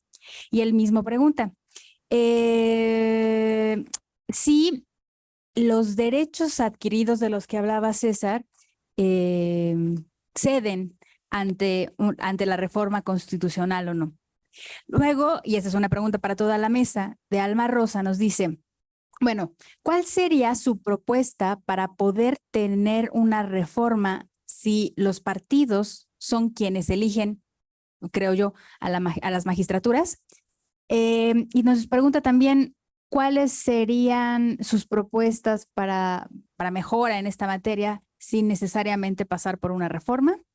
Y la última, siempre por Zoom, Aide Librado dice, pregunta general igual a la mesa, ¿consideran que es necesaria la expedición de una nueva ley general de medios, de impugnación en materia electoral, dada la evolución del propio derecho electoral? Y ya la última, ahora sí, dice, en otros foros, algunos consejeros del Consejo General del INE han planteado que sería deseable que los tribunales asumieran la emisión de medidas cautelares. ¿Consideran ustedes que es una propuesta viable? Y ahora sí, comenzamos con Arturo, con Ivonne y el compañero. Gracias y felicidades a todos por las brillantes exposiciones. A ver, me empieza a hacer ruido dos ideas y luego tengo algunas preguntas. El problema de ver el caso de los tribunales ahorita, de repente, igual que en la sesión, la mesa pasada, se nos olvida que es una propuesta, al menos la presidencial integral, que toca autoridades, que toca el sistema de partidos, que toca la composición de las cámaras y todo está relacionado. Sí, o sea, y esto me empieza a generar un problema porque hay muchas ideas que ustedes han dicho que me hacen muchísimo sentido, ¿sí? Pero no me harían sentido si las otras partes de la reforma sí pasan. Es en donde hay una serie de contradicciones. Entonces, esa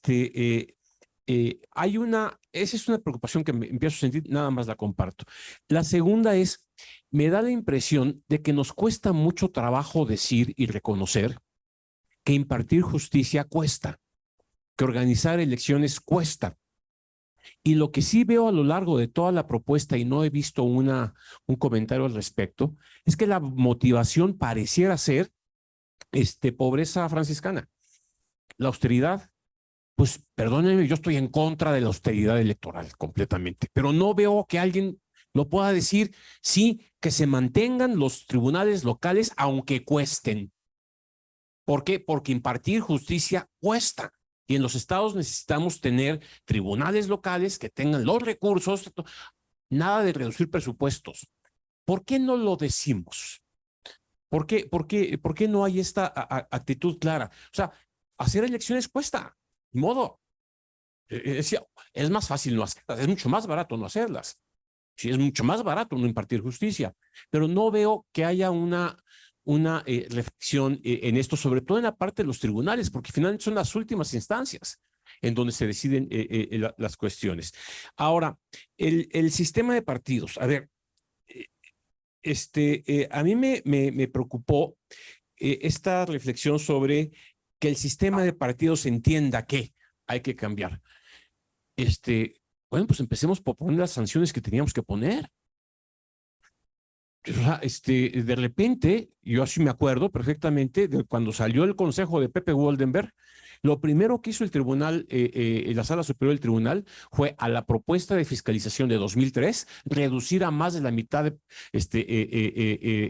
más de la mitad del 50% las sanciones que había puesto el Consejo General. Y de ahí para el Real. Y de ahí para acá, con razones muy válidas que hay la identificación clara de la sanción, etcétera, etcétera. Pero de repente vemos que hay una serie de actos que podrían ayudar al sistema de partidos a reconocer la valía de no violar la ley, en donde pues sale mucho más barato hacerlo. Y nadie habla del proceso de cómo se establecen las sanciones, que podría ayudar a que el sistema de partidos se fortaleciera en su responsabilidad de cumplir la ley como tal. Y el último comentario que tengo tiene que ver con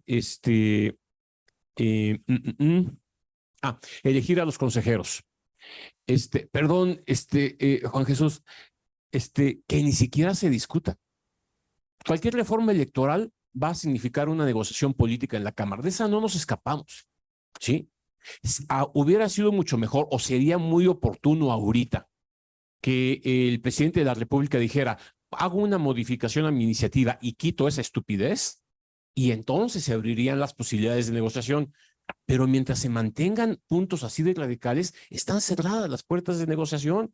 Entonces, y yo creo que justamente el que se hayan puesto propuestas de ese tipo no ayudan a la construcción de lo que me parece muy sensato ahí sí, que tú propones. Hay otras alternativas de elegir a los funcionarios, a los magistrados, a los consejeros, y que ahorita nomás no los vemos porque está la espada de Damocles, elección popular para los consejeros.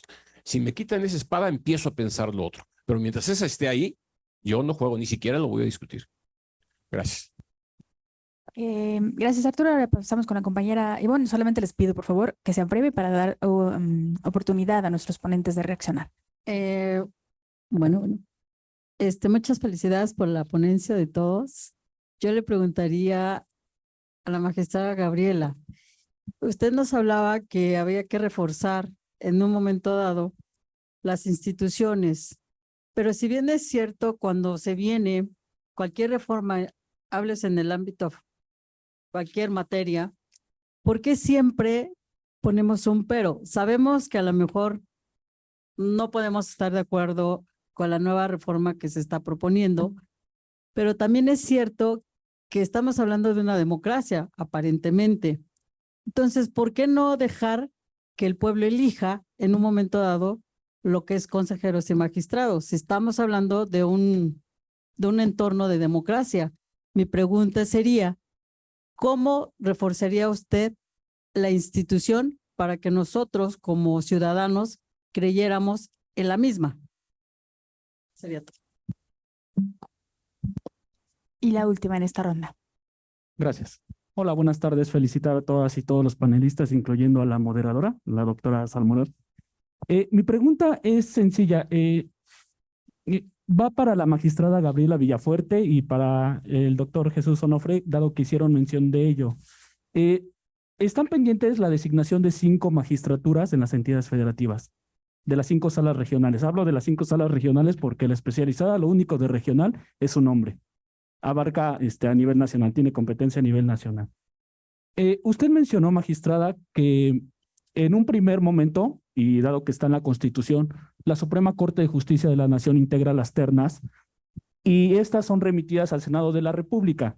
Ante la omisión del Senado de la República, usted propuso que tal vez se pudiera hacer una insaculación que la realizara la Suprema Corte de Justicia de la Nación. Me queda la duda en el caso de la designación de las 20 magistraturas de las entidades federativas, dado que uno de los órganos de dirección, que es la Junta de Coordinación Política del Senado de la República, emite la convocatoria. Aquí no hay ninguna injerencia ni ninguna intervención de las y los ministros de la Suprema Corte.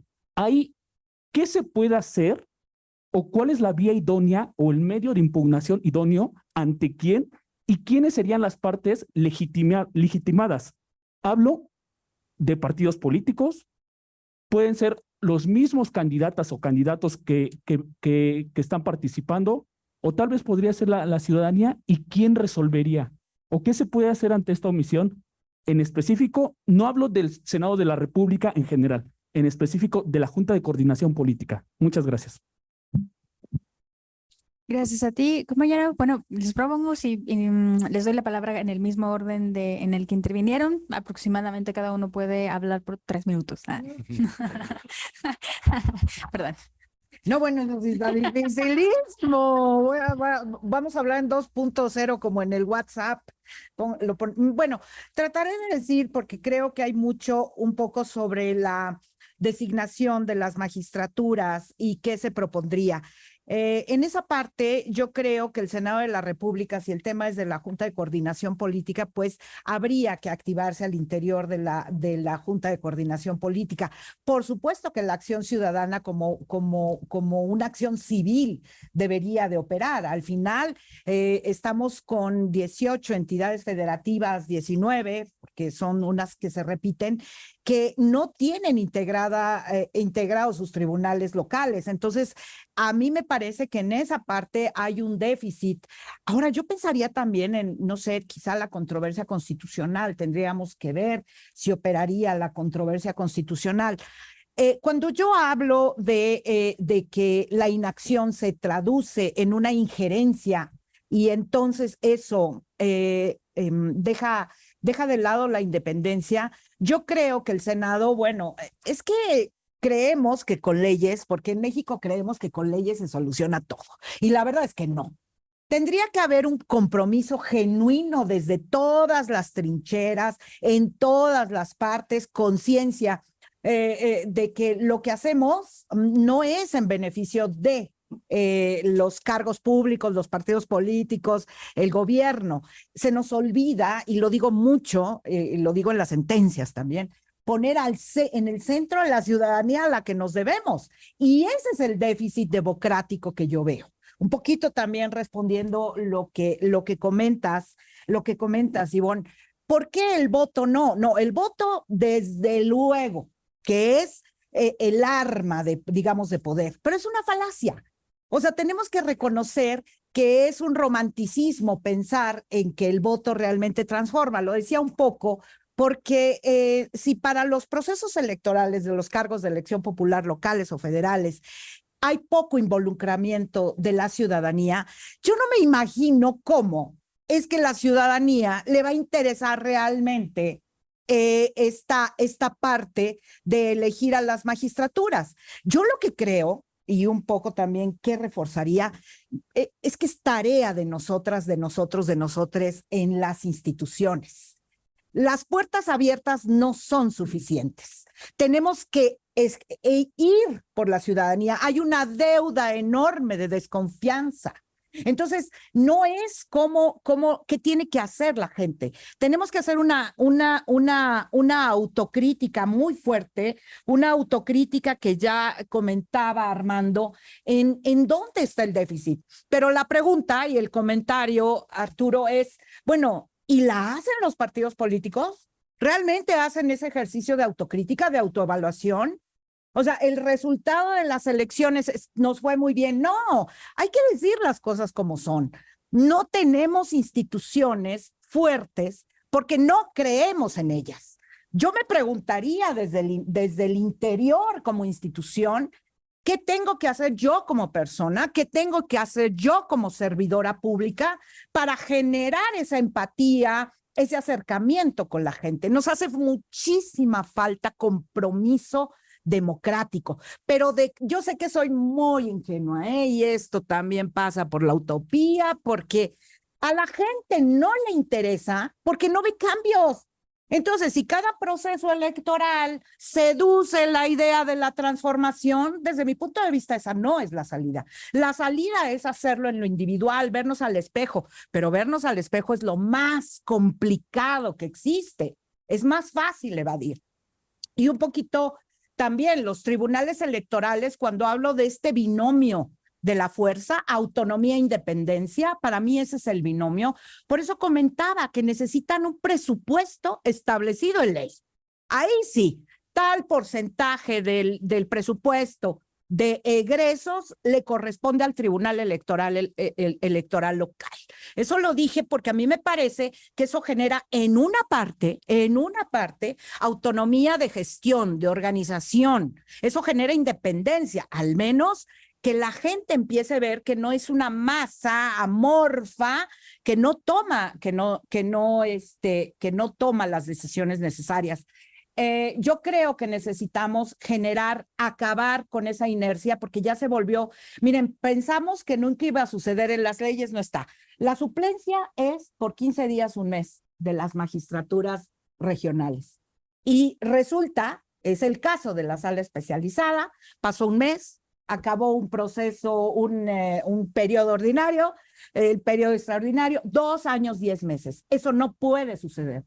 Pero ¿qué es lo que pasa? Que si no hay compromiso al interior de los órganos, en este caso el Senado, y dicen, pues a ver, tenemos que hacer acuerdos políticos. Ya sabemos que todos son acuerdos políticos, claro, pero la gente nos está esperando que nombremos.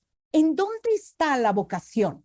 ¿En dónde está la parte genuina de dedicarse a la gente que eligió? Y ahí voy otra vez a lo del voto. Es mejor es menos malo, no mejor.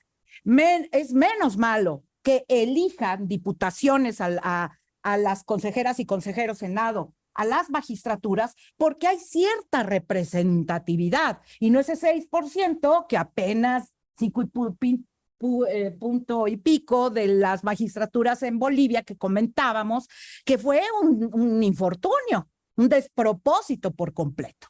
Pero yo creo que lo que les hace falta y nos hace falta, porque acuso responsabilidad también y me sumo porque soy servidora pública, necesitamos compromiso. No hay compromiso. La gente necesita entender que sus instituciones son cercanas y que los partidos políticos son de la gente. Y es que eso se ha cambiado. Los partidos políticos captan a la gente como activos. No, es que es al revés.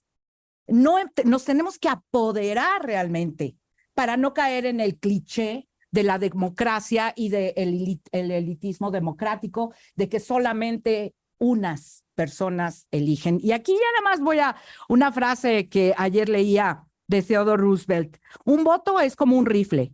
Su utilidad depende del carácter del usuario o de la usuaria. ¿Qué es un voto libre? Porque nos encanta decir voto libre, universal, directo, secreto. Ay, sí, qué barbaridad. Libre es informado. Libre es con conocimiento, con deliberación, con encuentro de ideas. Un voto que no es informado, que no tiene las características necesarias de conocimiento y de verdad, no es un voto libre. Al contrario, es una bala perdida.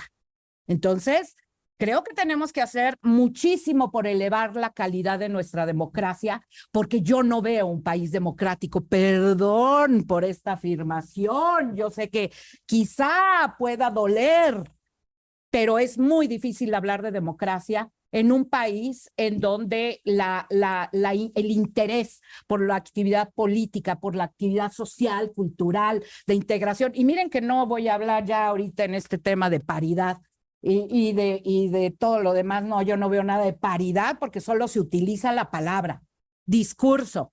No hay paridad real, porque paridad con violencia, perdón, pero no es paridad, es un espejismo. Y nuestra democracia, si no la fortalecemos, también es un espejismo. Muchas gracias a ti, Gabriela, por estas últimas reflexiones. Ahora pasamos a escuchar a César. Gracias. A ver, hago referencia, me hicieron dos preguntas a través de redes sociales. La primera es que, en efecto, yo creo que todo aquello que tienda a dar apertura a los procesos de designación es bienvenido. Lo hemos intentado. Lorenzo Córdoba y yo escribimos un libro de derecho electoral que tuvo tuvo un tránsito muy raro porque en pocos años se convirtió en un libro de historia electoral. Pero lo que hicimos fue que analizamos los procesos de designación de los órganos electorales locales en los 32 estados de la República, y 2014 lo mandó a hacer un libro de historia. Ahí lo que advertimos es que sí, determinados procesos locales permitían la apertura, darle voz a asociaciones, a escuelas, pero eso no lo hemos logrado llevar e institucionalizar, al menos ahora, en los procesos que tenemos. La Corte no lo hace, no le pregunta absolutamente a nadie, la Corte deliberan entre ellos y básicamente los grupos, si son internos o externos, son los que deciden. El INE tampoco lo hace, el INE abre a escuchar las opiniones sobre los candidatos locales, pero únicamente a los partidos políticos. No lo abre, no hace un ejercicio, un llamado mucho más grande. Y el Senado, ni qué decir, ¿no? El Senado realmente me parece que ha desnaturalizado la idea en muy poco tiempo, la idea de parlamento abierto, porque el parlamento abierto es, yo llamo a los que me interesan para escuchar a quienes confirman, subrayan las posiciones que yo quiero que las confirmen. Entonces, no ha funcionado un mecanismo de darle voz, pero hoy en día me parece que sí hay instituciones ávidas de participar, de dar su opinión en estos procesos, y deberíamos de caminar hacia allá. Segunda pregunta, que es bien interesante y por eso la puse en el radar.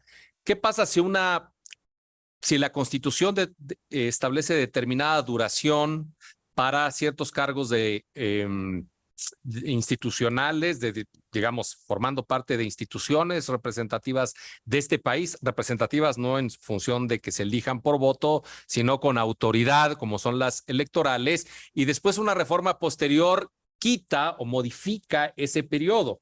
Realmente es una pregunta muy significativa que habría que profundizar a fondo. Yo por eso señalé que esto forma parte del Estatuto Constitucional. Y hay que decirlo, si hoy algo está funcionando como obstaculizador de estas reformas regresivas, es lo que hace tiempo nosotros mismos criticábamos, que decíamos, ¿por qué todo esto tiene que subir a la Constitución? ¿Por qué el comité técnico del INE está en la Constitución? ¿Por qué hay muchas cosas que están ahí? Bueno, hoy hay que decirlo, están funcionando como obstáculos para que no existan retrocesos. Y entonces hoy en día parece que hay que, digamos, orientar nuestra opinión a que se conserven esos postulados constitucionales.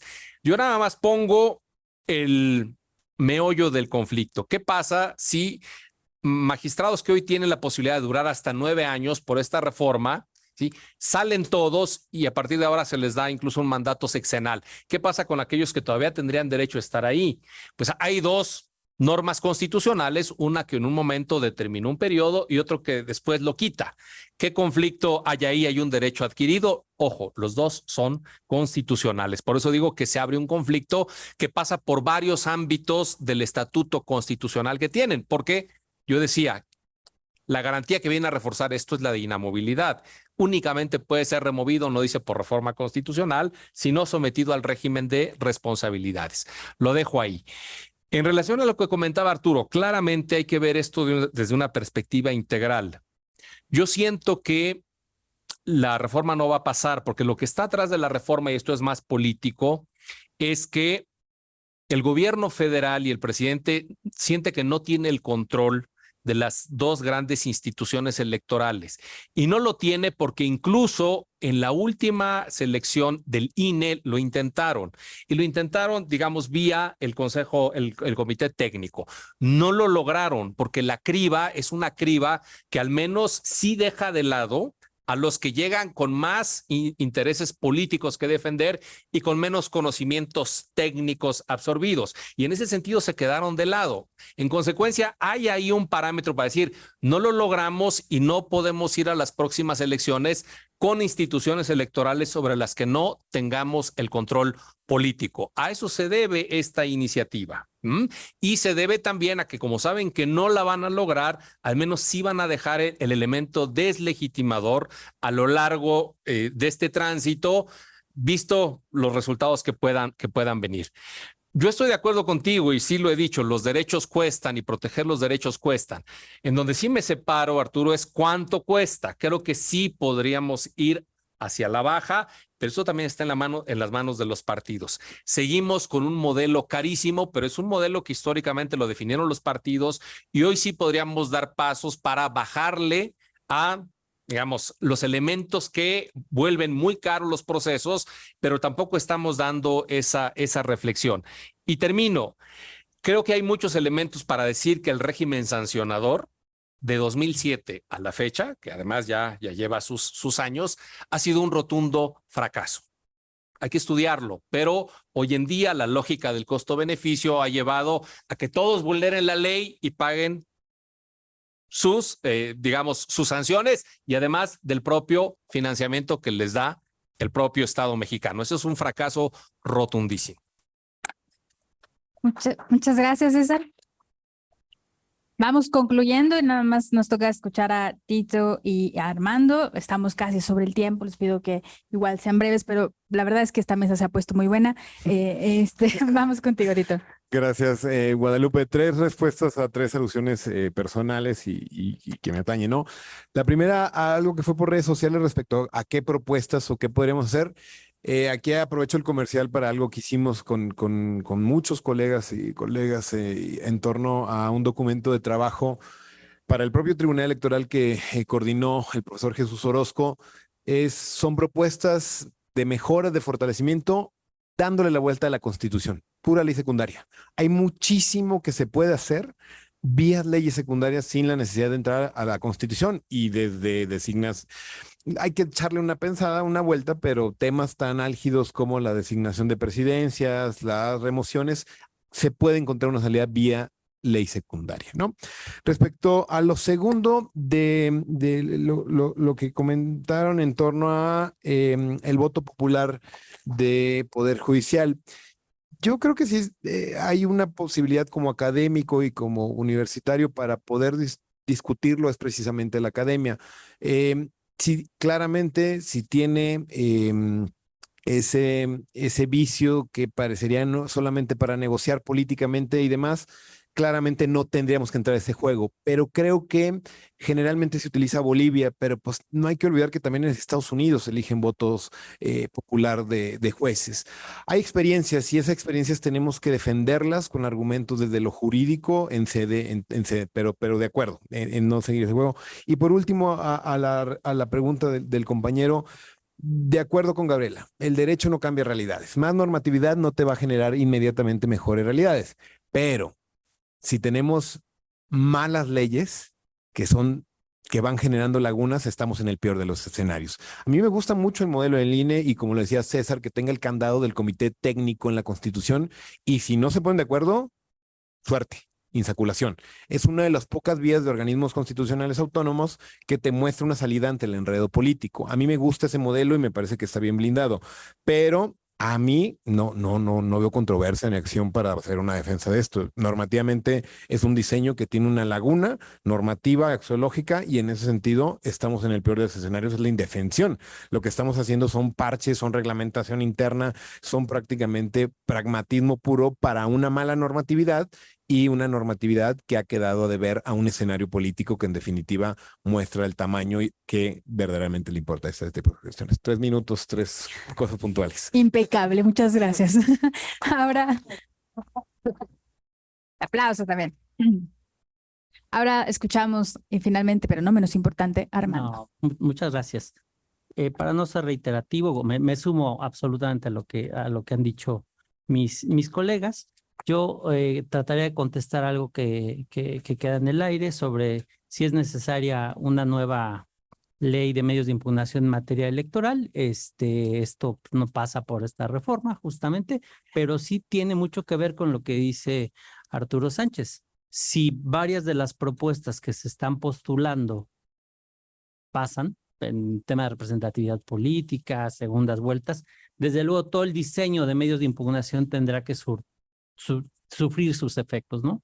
Hoy por hoy, digamos, si no hubiera, claro que también es necesaria, desde mi punto de vista, porque hay que empatar los retos que tiene la legislación adjetiva con la sustantiva. ¿A qué me refiero? Ha avanzado muchísimo la materia sustantiva electoral en materia de comunicación política, fiscalización, causas de nulidad, voto de mexicanos residentes en el extranjero, derechos indígenas, derechos de las mujeres, candidaturas independientes, recuentos de votos, etcétera, y seguimos con la misma ley con parches, ¿no? ¿Y por qué si es necesario? Desde mi punto de vista hay que incorporar, porque da seguridad jurídica o más seguridad jurídica, que una cierta disposición jurisprudencial se incorpore a la ley. Es más difícil apartarse de una norma pasada por el tamiz de la soberanía popular que de un criterio jurisprudencial de los magistrados de las salas superiores regionales que pueden cambiar en cualquier momento. A veces de sesión a sesión y a veces en la misma sesión son capaces de resolver en sentidos diferentes. Entonces, creo que sí es importante incorporar toda esa doctrina judicial a la ley y posibilitar, hablando de lo que decía César, para agilizar ciertos procesos y para abaratar ciertos costos a través de la incorporación de la tecnología a la justicia, que creo que la pandemia es de las grandes cosas que nos ha dejado, ¿no? Es esta forma de dialogar con la justicia a través de nuevas plataformas. Hasta ahí lo dejaría para no terminar más tarde. Gracias. Bueno, es así como cerramos esta mesa, ya lo han visto ustedes, a pesar de que tenemos dudas sobre que los acuerdos políticos, los consensos políticos en sede legislativa se alcancen, pues este instituto ha llamado a la tarea de pensar de manera seria, de manera rigurosa sobre las distintas propuestas. Se han repetido varios temas de los que ya hemos venido hablando desde esta mañana, ¿no? El hecho de que es una propuesta, al menos la que ha tenido más notoriedad, que viene desde arriba, esta tendencia por centralizar la materia, el hecho de proponer sin tener diagnósticos claros y por supuesto también este fetichismo electoral, ¿no?